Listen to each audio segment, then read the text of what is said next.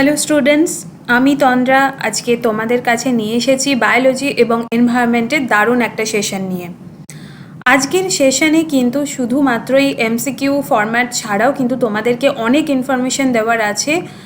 Recent যে current environment এবং biological দিকগুলোর ক্ষেত্রে যে নতুন আমরা তথ্যগুলো পাচ্ছি সেগুলো থেকেও কিন্তু আজকে তোমাদের এমসিকিউ রেখেছি। এছাড়া তোমরা জানো যে বর্তমানে ডাব্লিউবিসিএস এবং পিএসসির অন্যান্য এক্সামগুলোতে কিন্তু শুধুমাত্র ওয়ান লাইনার এমসিকিউ ফরম্যাটেই যে কোয়েশ্চেন আসছে তা কিন্তু নয়।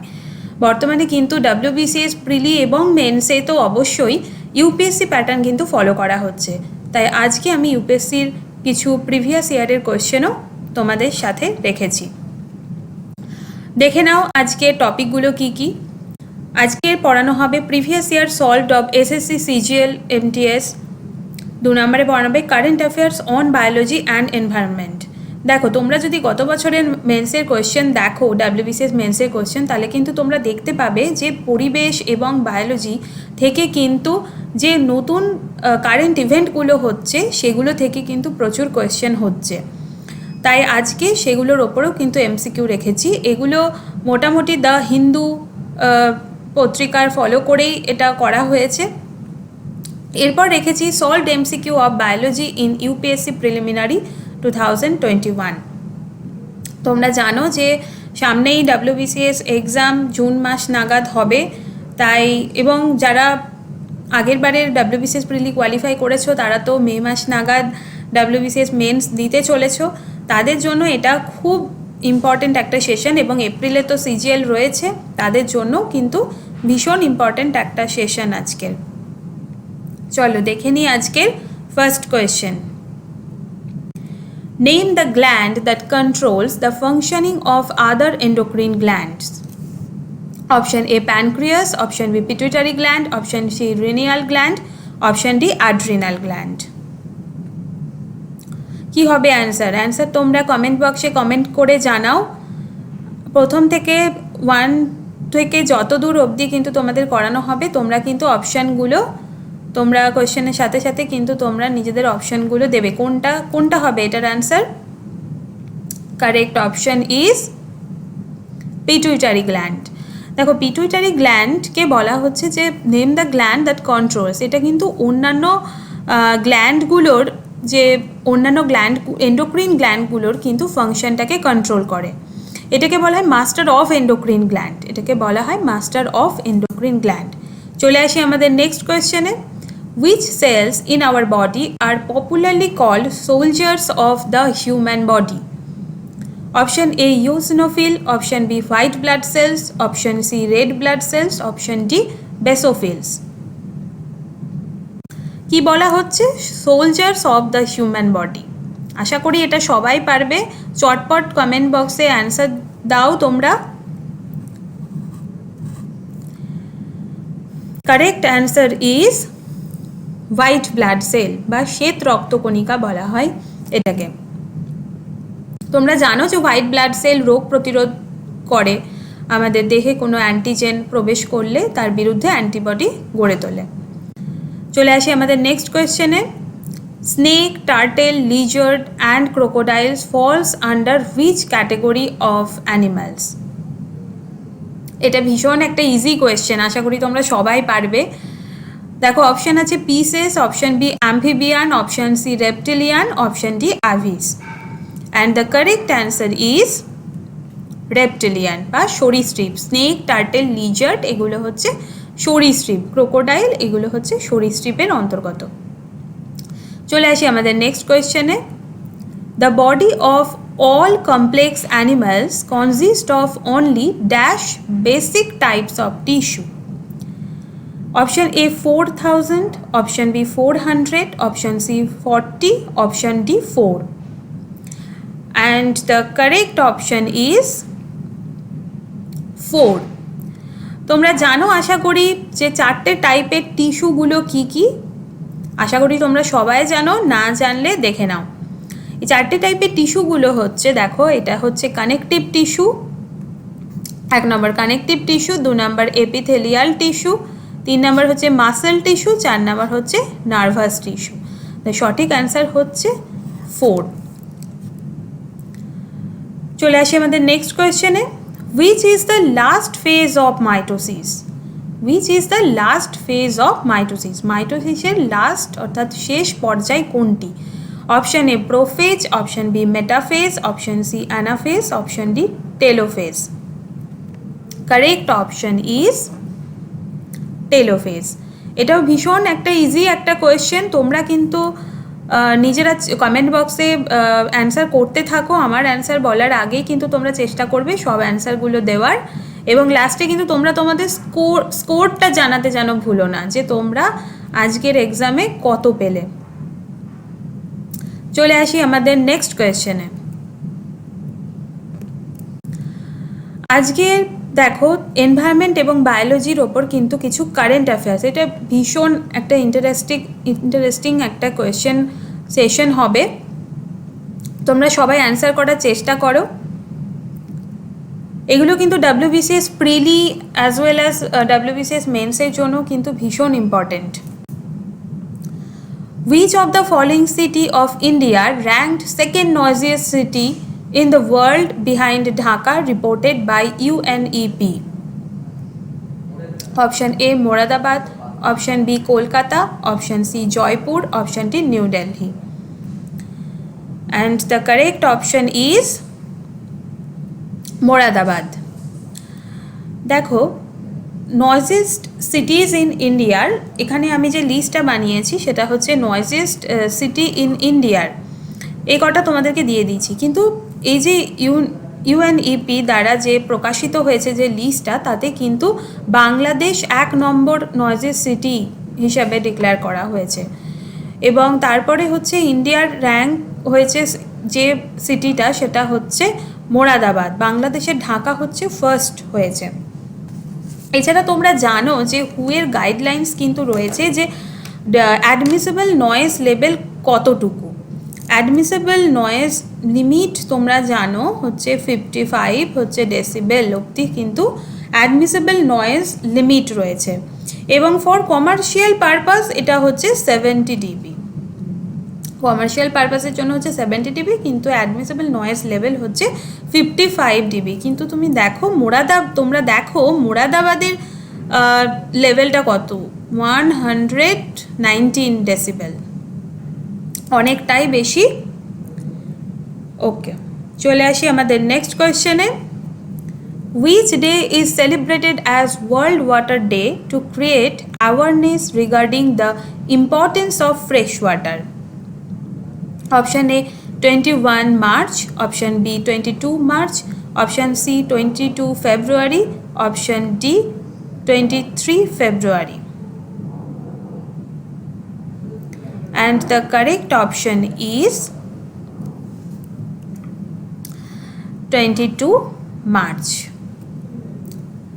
এই ওয়ার্ল্ড ওয়াটার ডে এটা শুরু করা হয়েছে 1993 সাল থেকে, এটার জন্য অ্যাওয়ারনেস ক্রিয়েট করে এই দিনটাকে বাছাই করা হয়েছে যেটা ওয়ার্ল্ড ওয়াটার ডে হিসেবে সেলিব্রেট করা হবে। 21 মার্চ তোমরা জানো, 21 মার্চ আশা করি তোমরা সকলেই জানো যে 21 মার্চ কি। 21 মার্চ হচ্ছে ওয়ার্ল্ড ফরেস্ট্রি ডে। ওকে, চলে আসি আমাদের নেক্সট কোয়েশ্চেনে। What is the theme for world water day 2022? Option A ground water making the invisible visible, option B groundwater sustainable production and consumption, option C groundwater unending, option D none of these. সঠিক উত্তরটি হলো groundwater making the invisible visible. চলে আসি আমাদের next কোয়েশ্চেনে। Newly discovered marine algae in India is. আচ্ছা, এই কোয়েশ্চেনগুলো কিন্তু তোমরা দেখতে পাচ্ছ এনভায়রনমেন্টের উপর একটা কারেন্ট অ্যাফেয়ার্স, এগুলো কিন্তু WBCS প্রিলিমিনারির জন্য কিন্তু যারা প্রথমবার WBCS প্রিলিমিনারি দিচ্ছ তাদের জন্য কিন্তু ভীষণ ইম্পর্টেন্ট, কারণ তোমরা সকলেই জানো যে WBCS এ কারেন্ট অ্যাফেয়ার্স সেকশন থেকে কিন্তু 25 মার্কস আসে, তো এগুলো থেকেও কিন্তু তোমরা কমন পেয়ে যেতেই পারো। তাই মন দিয়ে পুরো সেকশনটা দেখবে এবং অবশ্যই কমেন্ট করবে যে তোমাদের স্কোর কত হলো। Newly discovered marine algae in India, এই ঘটনাটা অনেক দিন আগেই প্রকাশিত হয়েছে 2021 সালের আগস্ট মাস নাগাদ। যেহেতু তোমাদের WBCS এক্সামে কিন্তু অনেক সময় 1 বছরকেও ফলো করা হয়, 1 ইয়ার পুরনো কারেন্ট অ্যাফেয়ার্সের মধ্যে কিন্তু ঘোরাফেরা করে, তাই এই কোয়েশ্চেনটা কিন্তু রেখেছি আমি। Option A acetabularia crenulata, option B acetabularia jalakanyakae, option C gelidium, option D কন্ড্রাস।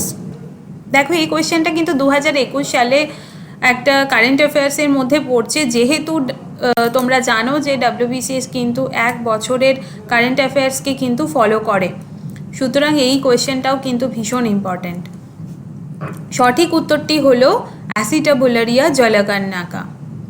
Actually জলকন্যাকা এই শব্দের অর্থ হচ্ছে সমুদ্রের মানে দেবী, এটার অর্থ হচ্ছে সমুদ্রের দেবী। চলে আসি আমাদের নেক্সট কোয়েশ্চেনে।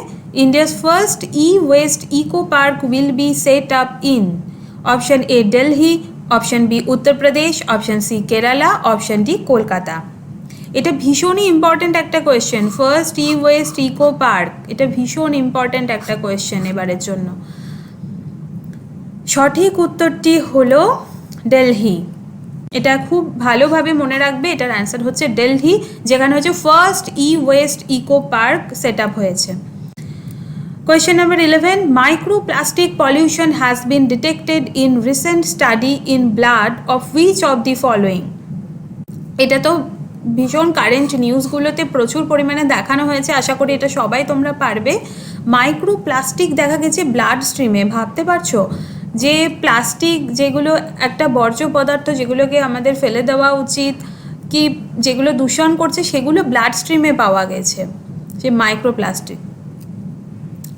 এটা দেখা গেছে হিউম্যানদের দেহে, আমাদের দেহে ব্লাড স্ট্রিমে কিন্তু রিসেন্ট স্টাডিতে দেখা গেছে যে ব্লাড স্ট্রিমে মাইক্রোপ্লাস্টিক পলিউশন ডিটেক্ট করা গেছে। এটা বোঝা যাচ্ছে যে খাবারের, যে আমরা যখন খাবার খাচ্ছি কোনো প্লাস্টিক ক্যারি প্যাকেটের মধ্যে বা কোনো প্লাস্টিক বক্সে করে খাবার আসে, বা আমরা যে লিপ গ্লস ইউজ করছি বা যে আমরা যে টুথ ব্রাশ ইউজ করছি, সেগুলোও কিন্তু প্লাস্টিক মেটেরিয়াল ইউজ করা হয়। তো এখান থেকে ধারণা করা হচ্ছে, একটা রিসেন্ট স্টাডি বলেছে যে এগুলো থেকেই হয়তো প্লাস্টিক, মাইক্রোপ্লাস্টিক আমাদের ব্লাড স্ট্রিমে এসে মিশছে। চলে আসি আমাদের নেক্সট কোয়েশ্চেনে। What is the name of symbiotic organism that live inside a coral?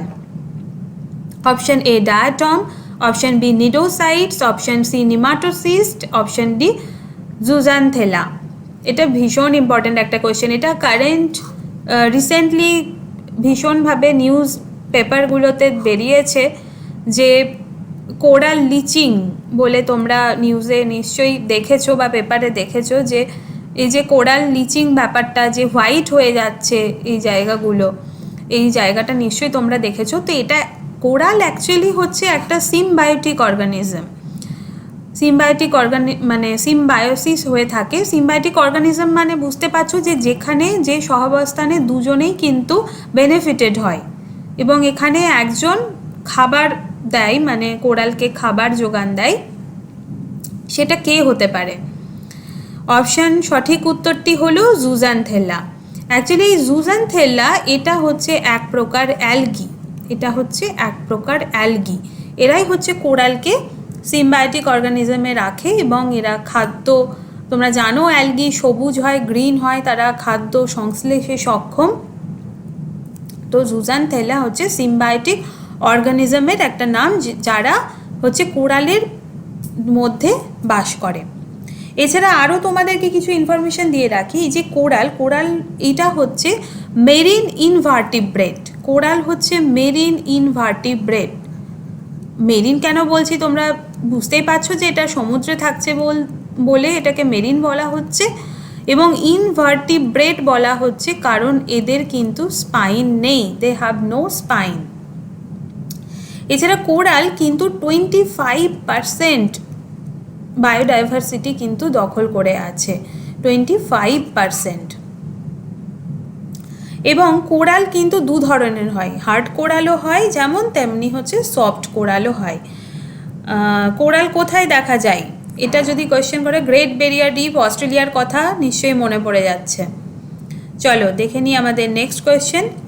Reef 2050 plan, long-term sustainability plan to protect and manage the Great Barrier Reef was updated by option A Australian government, option B Queensland government, option C both A and B, option D none of the above.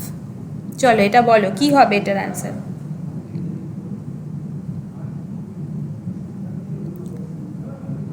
Actually তোমরা একটু আগেই দেখলে যে coral bleaching নিয়ে আমি যে ব্যাপারটা বলছিলাম, কোরাল ব্লিচিংয়ের জন্য কিন্তু এই যে আমাদের এত গ্লোবাল ওয়ার্মিং হচ্ছে, এত ওশানের টেম্পারেচার বাড়ছে, এগুলোর জন্য এবং ওশানের যে অ্যাসিডিটির পরিমাণও কিন্তু বাড়ছে, এগুলোই কিন্তু কোরাল ব্লিচিংয়ের একটা কারণ হয়ে দাঁড়াচ্ছে।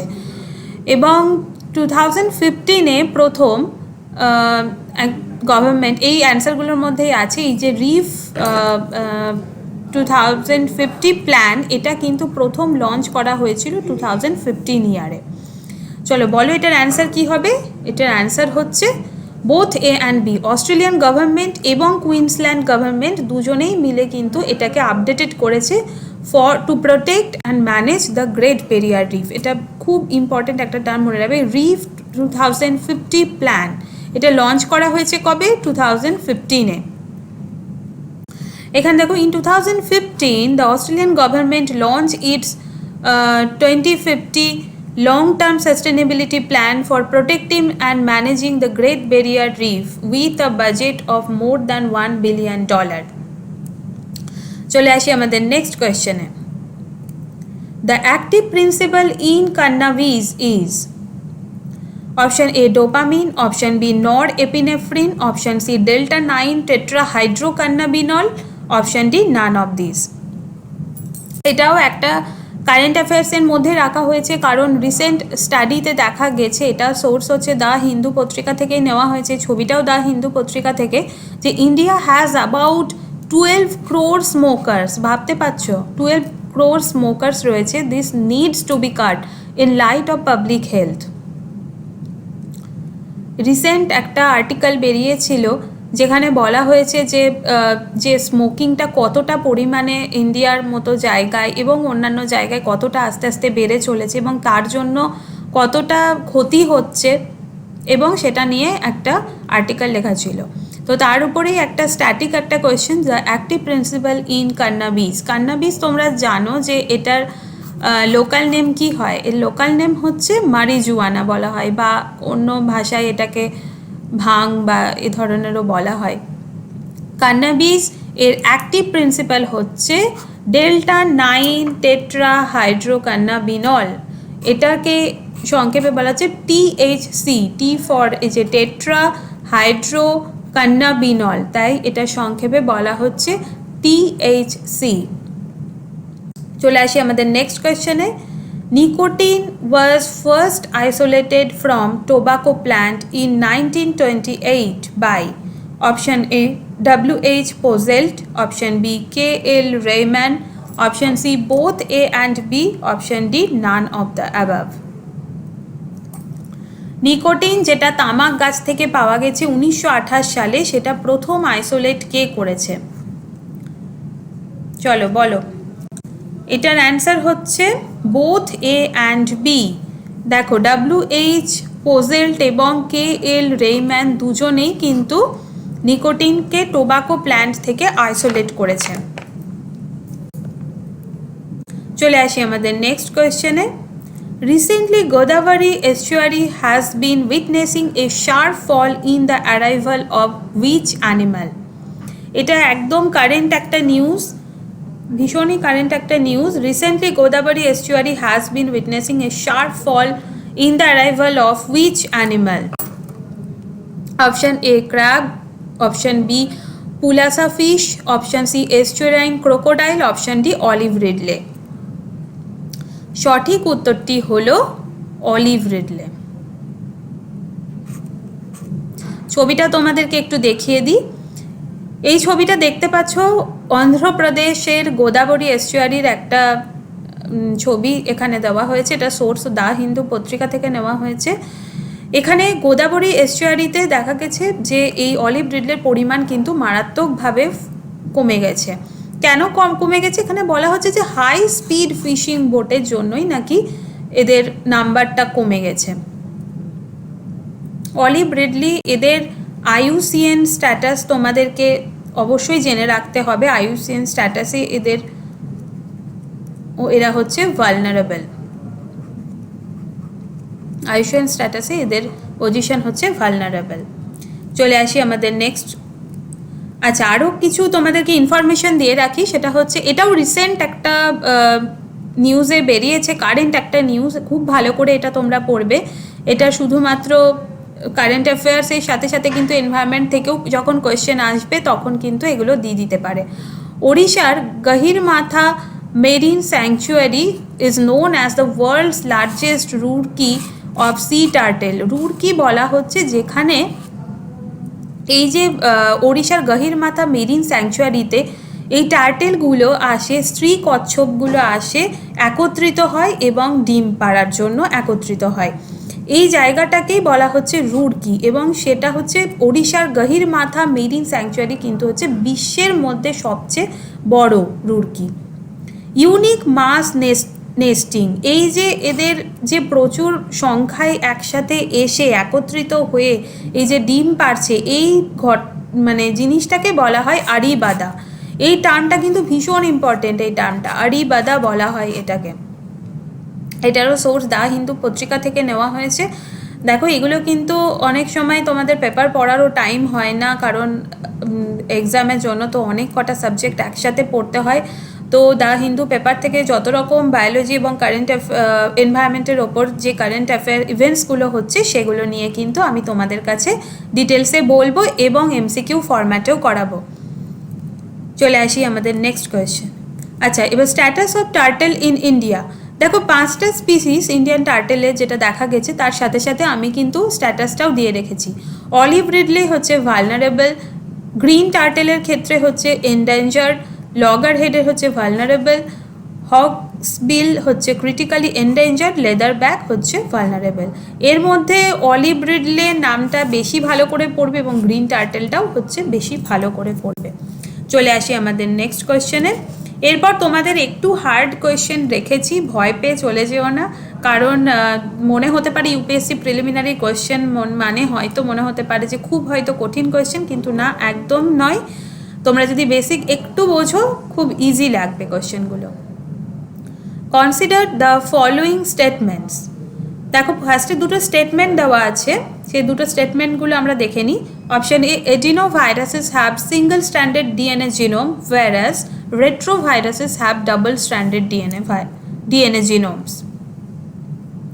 এডিনোভাইরাসে বলা হচ্ছে সিঙ্গল স্ট্যান্ডার্ড ডিএনএ জিনোম এবং রেট্রোভাইরাসে double standard DNA genome. Option B, common cold is sometimes caused by an adenovirus whereas AIDS is caused by a retrovirus. Which of the following statement given above is or are correct? কোনটা correct? এই যে দুটো statement দিয়ে দেওয়া হয়েছে এগুলোর মধ্যে কোনটা correct? Option A 1 only, option B 2 only, option C both 1 and 2, option D neither 1 nor 2. And correct option is, একটু ভাবো, টাইম নাও, সঠিক উত্তরটা কি হবে কমেন্ট বক্সে কমেন্ট করে জানাও।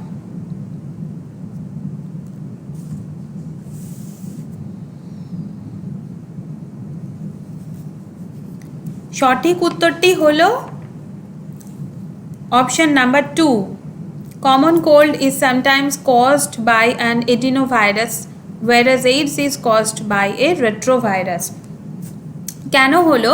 কারণ এডিনোভাইরাস কি সিঙ্গল স্ট্যান্ডার্ড ডিএনএ জিনোম নয়। এডিনোভাইরাস কিন্তু সিঙ্গল স্ট্যান্ডার্ড ডিএনএ জিনোম নয়। তাহলে এডিনোভাইরাস কি, এটা তোমাদেরকে একটু ডিটেলসে বলছি যাতে তোমরা এর থেকে কিন্তু আরও অনেক কোয়েশ্চেন করতে পারো। এডিনোভাইরাস হচ্ছে ডাবল স্ট্যান্ডার্ড ডিএনএ ভাইরাস, এই সিঙ্গল স্ট্যান্ডার্ড নয়। এডিনোভাইরাস হচ্ছে double standard DNA genome. whereas retrovirus তো সিঙ্গল স্ট্যান্ডার্ড, রেট্রোভাইরাস হচ্ছে সিঙ্গল স্ট্যান্ডার্ড RNA জিনোম। তাহলে তোমরা বুঝতে পারলে অপশন এটা কেন বা কোথায় ভুল হলো। দেখো, এটা ভীষণ একটা ইজি। এডিনোভাইরাস বা রেট্রোভাইরাসের মধ্যে যদি তোমরা ডিভিশন করো, এডিনোভাইরাস এবং রেট্রোভাইরাসের মধ্যে যদি তোমরা ডিভিশন করো তাহলে তোমরা দেখতে পাচ্ছ এডিনোভাইরাস হচ্ছে ডাবল স্ট্যান্ডার্ড আর রেট্রোভাইরাস হচ্ছে সিঙ্গেল স্ট্র্যান্ডেড, রেট্রোভাইরাস হচ্ছে সিঙ্গেল স্ট্র্যান্ডেড। অপশন নাম্বার 2 হচ্ছে এডিনোভাইরাস, তো ডিএনএ জিনোম রয়েছে এর মধ্যে, রেট্রোভাইরাস কিন্তু আরএনএ জিনোম রয়েছে এর মধ্যে। আর এডিনোভাইরাস হচ্ছে largest among the non এনভেলপড virus, এরা হচ্ছে নন এনভেলপড, আর রেট্রোভাইরাস হচ্ছে এনভেলপড ভাইরাস।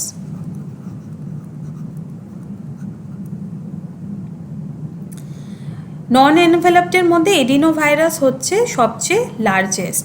এখন এই যে তোমাদেরকে বললাম যে নন এনভেলপড, এটা হচ্ছে কোনো প্রোটেক্টিভ প্রোটিন কোটিং নেই এর মধ্যে, নো প্রোটিন কোটিং এর মধ্যে কিন্তু কোনো প্রোটিন কোটিং নেই, অর্থাৎ ক্যাপসিড যেটাকে বলে। চলে আসি আমাদের নেক্সট কোয়েশ্চেনে। দ্য টার্ম ACE2 বা ACE2 is talked about the context of, এটা দেখো ইউপিএসসি প্রিলিমিনারি 2021-এ এসেছে। Option A genes introduced in the genetically modified plants, option B development of India's own satellite navigation system, option C radio collars for wildlife tracking, option D spread of viral diseases। কি হবে এটার answer? এটা কিন্তু একদিকে যেমন বায়োলজির question, তেমনি কিন্তু এটা কিন্তু কারেন্ট অ্যাফেয়ার্সের মধ্যেও কিন্তু পড়ে যাবে এই কোয়েশ্চেনটা, কারণ ACE2 খুব রিসেন্টলি তোমরা নিউজে পেয়েছো, আশা করি সবাই শুনেছো ACE2 এর কথা। যদি না জেনে থাকো তাহলেও জেনে নাও, মানে এটা ভীষণ একটা ইম্পর্টেন্ট একটা কোয়েশ্চেন, কিন্তু WBCSর জন্য এবারের জন্য কিন্তু ভীষণ ইম্পর্টেন্ট একটা কোয়েশ্চেন। এটা সঠিক উত্তরটি হচ্ছে স্প্রেড অফ ভাইরাল ডিজিজ। এটা যারা পারছো না তাদের তো কিছু বলাই নেই, কোভিড থেকে তো আমরা অনেক লড়াই করে উঠলাম, তো এটা তো অবশ্যই জানা উচিত এই ACE2 এর কথা। ACE2 ফুল ফর্মটা তোমরা ভালো করে পড়বে। ACE2 ফুল ফর্ম হচ্ছে angiotensin converting enzyme 2. Angiotensin converting enzyme 2 is an enzyme attached to the membrane of cells in the intestines, kidney, gallbladder, heart, lungs. দেখো এই যে হিউম্যান সেলের কিডনি, গল ব্লাডার, হার্ট বা লাংসে একটা রিসেপ্টার থাকে। Receptor কি? যেটা গ্রহণ করে। তো এখানে এই ACE2 একটা রিসেপ্টার, এই যে এগুলো হচ্ছে এক একটা ACE2 রিসেপ্টার, এগুলো কি করছে? এই যে SARS-CoV-2 অর্থাৎ কোভিড ভাইরাস কিন্তু এই রিসেপ্টারের সাথে যুক্ত হচ্ছে এবং তারপর হিউম্যান সেলের মধ্যে এন্ট্রি নিচ্ছে। SARS-CoV-2 ইউজ করে এই এনজাইমটাকে ACE receptor to enter its into cells of its host. এটার হোস্টের দেহে প্রবেশ করার জন্য SARS-CoV-2 এর একটা রিসেপ্টর দরকার হয়, যে রিসেপ্টরের নাম হচ্ছে ACE2 receptor. And ACE2 acts as cellular doorway, এবং এটাই তো SARS-CoV-2কে ঢোকাচ্ছে, এন্ট্রি করতে সাহায্য করছে, এই জন্য এটাকে বলা হচ্ছে cellular doorway, A receptor for the virus that causes COVID-19. তবে রিসেন্ট স্টাডিতে দেখা গেছে এটা শুধুমাত্র হার্ট, লাংস বা এগুলোতে না, এগুলো কিন্তু মাউথ বা নোজেও কিন্তু পাওয়া যাচ্ছে এই ACE2 রিসেপ্টর বা ACE2 রিসেপ্টর। তোমরা যে কোনো একটা নামই বলতে পারো, ACE2 রিসেপ্টরও বলতে পারো। এর ফুল ফর্ম হচ্ছে অ্যাঞ্জিওটেনসিন কনভার্টিং এনজাইম, এই নামটা অবশ্যই মনে রাখবে, নাম হচ্ছে angiotensin converting enzyme 2। চলে আসি আমাদের নেক্সট কোয়েশ্চেনে। With reference to recent developments regarding recombinant vector vaccine consider the following statement. Option 1 দুটো স্টেটমেন্ট দিয়ে দেওয়া হয়েছে, সেই স্টেটমেন্টের মধ্যে কোনটা ঠিক বা কোনটা নয়। Genetic engineering is applied in the development of this vaccine, কী বলা হয়েছে? জেনেটিক ইঞ্জিনিয়ারিং অ্যাপ্লাই করা হয়েছে এই ভ্যাকসিনটা তৈরি করতে। অপশন 2 হচ্ছে bacteria and viruses are used as vectors. কোনটা হবে? আশা করি এটা পারবে। এখানে এই টার্মটা দেখলেই তোমরা যদি অ্যান্সার নাও জানো বা অ্যান্সার নিয়ে কনফিউজড থাকো, অনেক সময় কোয়েশ্চেনের মধ্যেই কিন্তু অ্যান্সার লুকিয়ে থাকে। দেখো রিকম্বিন্যান্টের টার্মটা দেখলেই তোমরা হয়তো বুঝতে পারছো যে জেনেটিক ইঞ্জিনিয়ারিং তো অবশ্যই অ্যাপ্লাই করা হবে। তো option 1 is right, option 2 is also right. So here option C, both A and B দুটো স্টেটমেন্টই হচ্ছে ঠিক। চলে আসি আমাদের নেক্সট কোয়েশ্চেনে।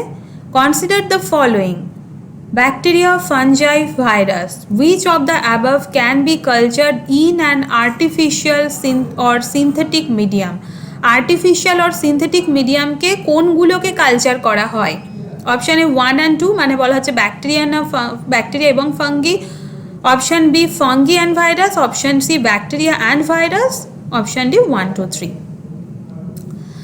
দেখো এখানে বলেছে artificial or synthetic medium, artificial or synthetic medium.